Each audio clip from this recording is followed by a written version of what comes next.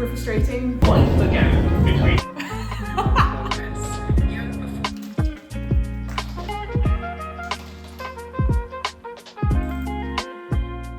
Hi, I'm Catherine. I'm a GP living in London, but my week doesn't look like most GPs. I split my time between health tech and clinical practice, and if you're wondering what this is like, this video is for you.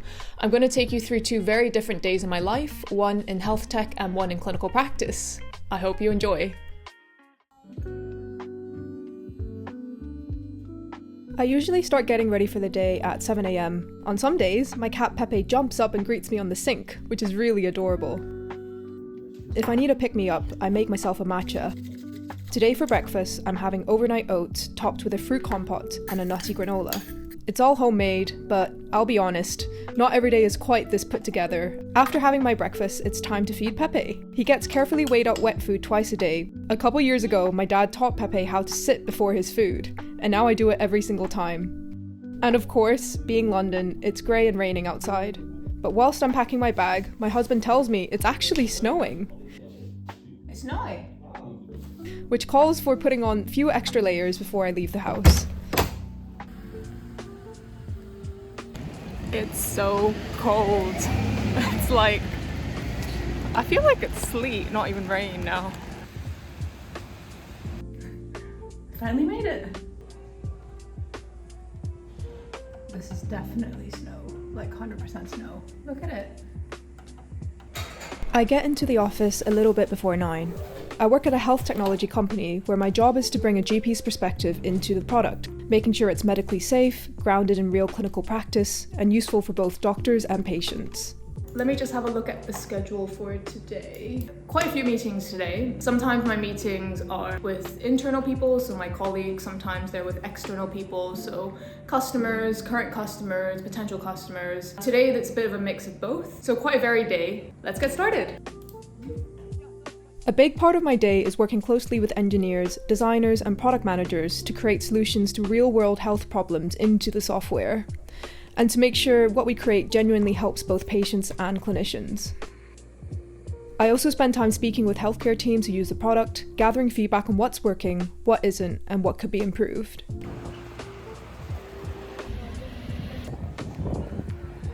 Hi, could I get the farmer's grains, please? And then I'll have a salad. Could I get this one, please? Yeah, thanks. Thank you.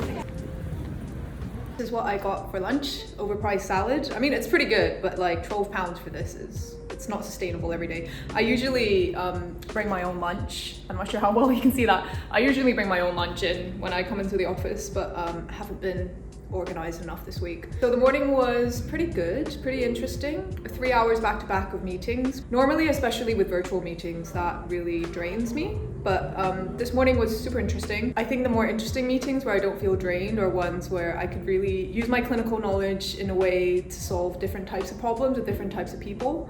So I think I mentioned this in my previous video, but one thing that I'm really drawn to with health tech is that you're able to translate clinical knowledge to explain things to people or make changes and problem solve in a way that's in a much larger scale. Really happy with the progress that we made this morning on a couple of the problems that we're trying to solve. I think it's about 20 minutes till my next meeting. Hopefully I get some time after I finish my lunch just to get on top of some messages that have been piling up whilst I've been on the meetings this morning. Pretty good. In the afternoon, I get on top of some messages and follow up on actions from the morning's meetings. I then have some more meetings before I wrap up for the day and head home. It's already dark. I think the sun sets at, I don't know, it feels like 4:30 now. Once I get home, I give Pepe a little attention. He's an elderly cat, so is quite happy sleeping for most of the day, but he always greets me at the door for scratches. I then change my coat and head out for dinner.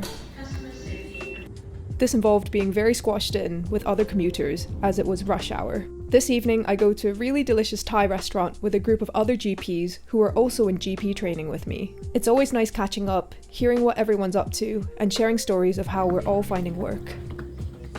Once I'm home, it's cuddle time with Pepe, who's already purring away in bed. I try to be asleep by around 10:30 PM as I need a solid 8 hours to function well, especially before a clinic day.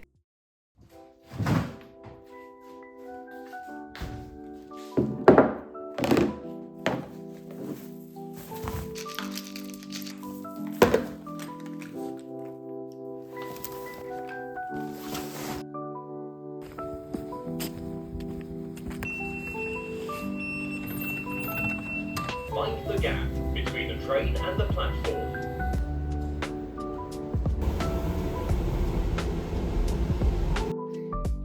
My clinic starts at 8 AM and I try to arrive at least 10 minutes early to get set up, so that when my first patient walks in, I'm fully ready. I work as a regular locum GP at the same practice each week, which means I'm in the same place working with the same team.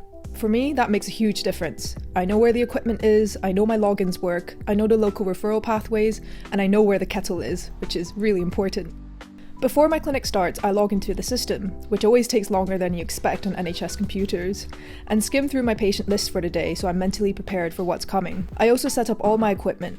As a locum GP, you're typically expected to bring all your own equipment apart from disposable products such as urine dips.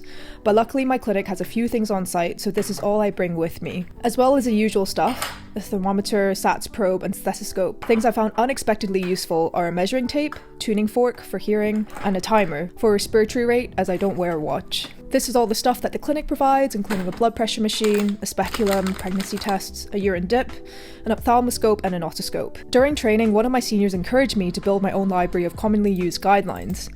I keep them saved on a USB stick and bring them to every shift, and it saved me more times than I can count. After seeing a number of patients in the morning, a patient doesn't turn up, which gives me a chance to eat the breakfast I packed in my bag before carrying on seeing more patients. The clinic is a mix of pre-booked face-to-face patients and patients that come through 111, which I will explain in a bit. Okay, so it's almost 1 o'clock. I finally have some time to eat my lunch. I guess by time, I mean, I think it's only 5 minutes till my next patient comes in. A big part of the clinical shift that I do is actually triaging 111 calls. These patients have already called 111 and they've gone through their triage pathway and it's been determined that they should contact a GP. And so I get a list of these patients that are local that have called 111 and they've deemed should be seen by a GP. Once they line up on my list and I review the records, there are a couple of options that are available to me. The best option really, if I read the record and I think, yes, this patient needs to be seen by their GP on the same day, is that I can book them into a slot in their own GP practice. But oftentimes these slots don't exist. So the alternatives are, if for example, if it's a query that is suitable to be seen by a pharmacist, we can refer to a pharmacy. If I happen to have a slot available in my clinic, then I can book them in with myself. But the real challenge is, and a lot of what's happened today is, these patients don't have any slots in their own GP practice. I don't have any slots available myself, and or it's not a query that's suitable to be seen in a pharmacy. And so if this situation happens, and it's happened for about like 5-10 patients on my list today, I and of course the patient, we're both put in a tricky situation because I think they need to be seen the same day and there's no appointment to slot them into. And so unfortunately when this happens, I either make a decision to try and solve it over the phone, and oftentimes that's not appropriate because they might need to come in for an examination and so on, or the alternative is actually to send them to the urgent treatment centre, which is accessed through the A&E. I try to leave this as a last resort because attending the A&E is way more expensive than booking into a GP appointment, and also like a really poor experience for the patient. And of course from the patient's experience, you know, they've probably tried to contact their own GP surgery for an appointment and they're told there are no more appointments today and they're told to call 111.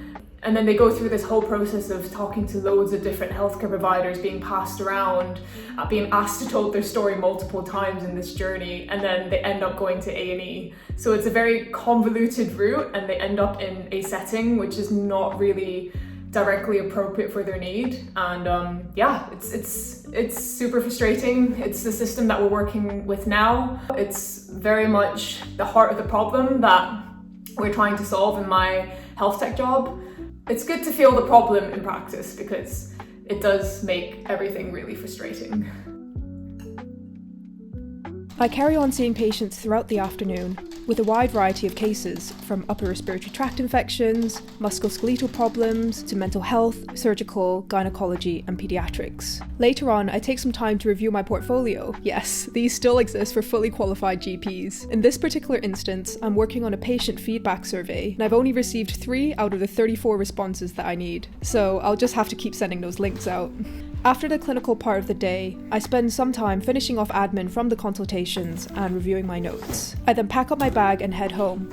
One good thing about this shift is that even though I don't really get much of a lunch break, I usually leave on time. On my way home, I record a voice note reflecting on the day, and I'm going to share a small part of that with you here.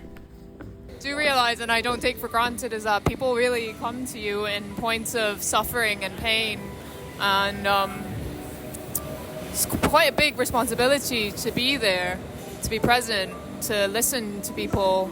And even though if you can't offer any cure or, medically there's nothing else to do, just being there to listen, to hold the moment, to be present. Once I'm home, I spend some time playing with Pepe, or more accurately, he entertains himself with my hair tie. I then head out to the gym, which luckily for me is just a short walk away. That definitely encourages me to go several times a week. I've been having a lot of fun trying out different classes, and more recently I've been going to Reformer Pilates. The moves are always far more challenging than they look, but it's such a fun workout and very humbling. Once I'm home, it's time to make dinner. Tonight I'm making a lentil and paneer curry.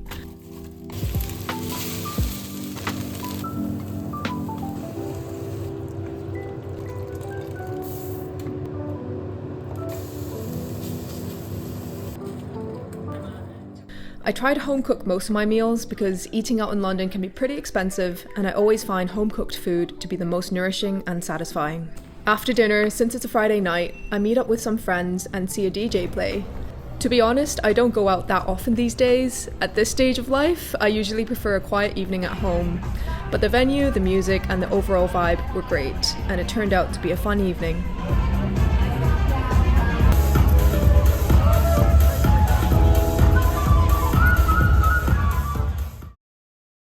So that's it, my little snapshot of life, balancing health tech and clinical practice as a GP. If you're curious about how I got here or why I decided to go down this path after GP training, I've got another video talking all about that, which I will link down below. Thanks so much for watching, and I'll see you in the next video. Bye!